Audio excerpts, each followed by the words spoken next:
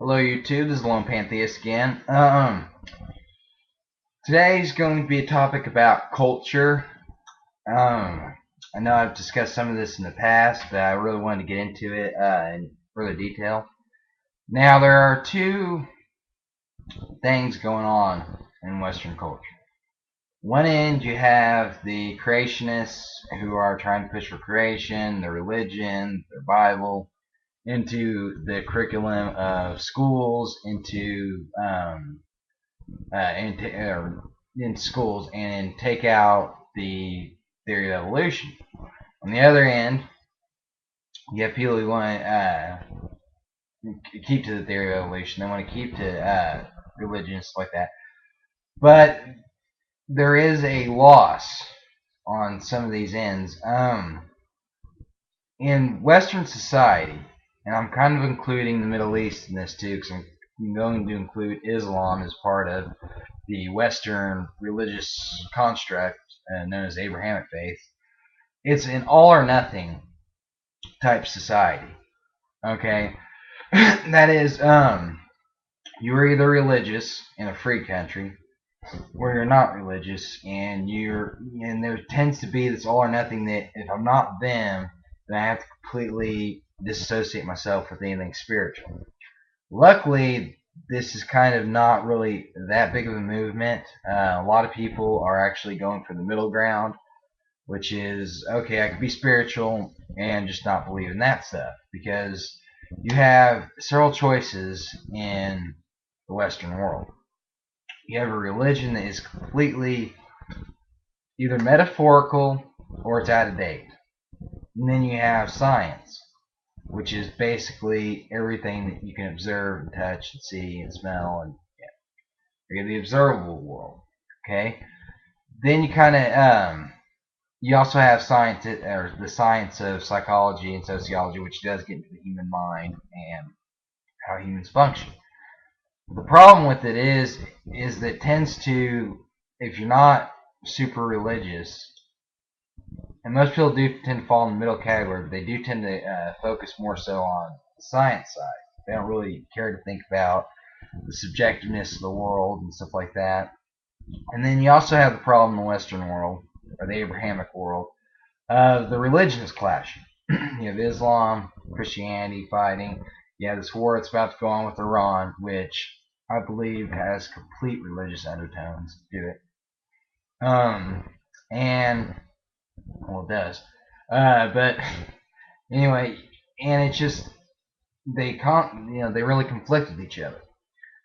Whereas in societies like India, Japan, China, not only do religions, especially in India, find a place, a home of their own, and for the most part they peacefully coexist. I mean, in India you have the Jainists, you have the Sikhs, you have the Buddhists, you have Christians, you have Hindus, you have Muslims, you have this numerous branch offs of all these other faiths, and they all live together peacefully for the most part. There are incidences and stuff like that, but for the most part, they live peacefully. And, that's basically the model of what the globalized world is going to look like. Okay? We keep talking about how we're going to have a globalized society, you have the European Union coming up, we're entering into a type 1 civilization, which is a planetary civilization. And they talk about, we need a culture and stuff like that, a global culture. How are we going to do this? Well, India's already been doing this for thousands of years. And as for Japan and China, they've managed to coexist atheism and agnosticism with spiritualism as well, such as Shintoism, which you can say it has the commies, but they're more of spirits or whatever. But there's the metaphorical side to where it kind of just, gets appreciation of nature. Okay, and you also have the Zoroastrians, good thoughts, good words, and good actions. That's their creed. That's something you actually meditate on and clear your mind of negative thoughts, negative connotations, denotations from certain words or whatever that you want to. Well, that's going to go off into something else, so we're not going to go there right now because actually we have to go further to actually explain that. But India's been doing this for quite some time. It's been doing this for thousands and thousands of years. and they managed to maintain peace between these religions. And to be honest with you, if we're going to follow, and they also maintain peace with atheists and Gnosticism. If you go to India, there's several branches. Uh, the Charvakas, probably didn't say that right. I got my own American accent, and I don't have this up right now. It's just a video of me talking. So I will try to post a link on that. I said I was going to do that in the previous video, but that video it's not really concerning that particular issue. But these were a group of atheists in India a long, long time ago, didn't believe in any of the gods. They followed their own codes. So even India has managed to kind of mix it all together and blend it all together. And perhaps as a global society, we should follow India's example. And that is to maintain peace and amongst other people. The universal culture probably would look something like kind of. A lot of people say atheism, but I think it's going to more so go towards pantheism rather than just straight up atheism. Probably scientific pantheism, or probably even a spiritual form of pantheism will probably be the future. I think that it is essential that we also meditate, as well as develop technology. We help meditate within ourselves, because up here is where it all starts. Okay, if you in order to get control of all your fears, all your anxieties, your emotions, you have to start here. Okay, you can't just rely on technology, rely on pills and everything, because it just doesn't work. The change comes up here. Okay, that's where you're at. Your brain, your consciousness, whatever you call it, however interdimensional it is, whether it's just your brain or whether there's actually something else more there. Anyway, it starts here. Okay, I believe it will. As long as we stay concentrating on that and develop that alongside the technology and stuff like that, that can actually help us evolve better, and probably quicken the pace to a type 2 and type 3 civilization. Okay? Your imagination's up here. Everything you've thought to invent came from up here. Okay? It came from the outside world. You crunched in the data that you came, in contact with, like a wheel or whatever. You came across a rock. You see the rock roll down.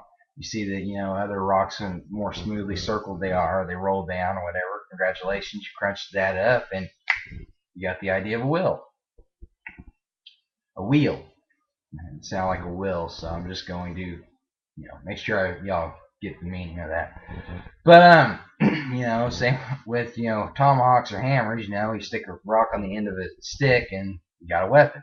Okay, it starts with simple combinations like that, and over time it got more and more complex because we developed up here as well as out here. Okay, so developing up here, we also have to develop a certain type of spirituality, a certain type of culture to help us embrace, the oneness of us all, to help us understand ourselves, yourself, better, as well as, understanding how we're going to explore the great unknown, which is also out there, but also in here. The greatest demons that you're ever going to face, whether you believe in actual demons or metaphorical demons, come from up here. Okay, they don't come from out there. They don't come from hell. They don't come from heaven, or we're sent by heaven, which that has happened according to a lot of faiths. There's the lying spirit in the Bible, I believe, is what God sent. So yes, demons can be sent from heaven technically. Okay, that was a mess up on my end, but still I clarified it. Anyway, so your worst fears, your greatest emotions, all the stuff that you feel, from concentration to your senses to how you even interpret the world, how you develop the meaning for it, all comes up here. What better meaning than to have respect for nature, spread life throughout the universe, terraform planets, than a culture or spirituality that respects that? This is pantheism. You got this in Hinduism, you got this in Zoroastrianism, you got this in Buddhism. Kind of take it and evolve with mankind. You can evolve this type of spirituality with mankind. Okay, that's why one of the things I love about Hinduism is it does evolve with mankind. Of course, there's still the I want to say lower forms of Hinduism, but there's still some of the older forms of Hinduism still practiced. Now, not everything that was old is essentially bad. There's technically a lot of the good stuff that, was way, way ancient is still present in all forms of Hinduism. Then you got Buddhism, and you got this progressive evolution of spirituality and culture with the evolution of civilization. It would be a mistake to lose our humanity because, quite frankly, I believe that we could probably ascend to a type 4 civilization, but I think that that can only happen if you have the human element, the imagination element, the element that says, hey, we can explore other universes or whatever, that at least has that theory and at least knows itself, because otherwise you're just going to come up to be like a Vulcan or the Borg, and they technically don't really get past to a type 2 or type 3 civilization. Yes, I referenced Star Trek, Sim. But like I said, it's a good example. They will forever be a type 3 civilization. That's it. Whereas humans, as long as we maintain ourselves, we can actually ascend past that. Anyway, I hope you enjoyed the video. It was kind of long. Thank you for watching. Have a good day, YouTube.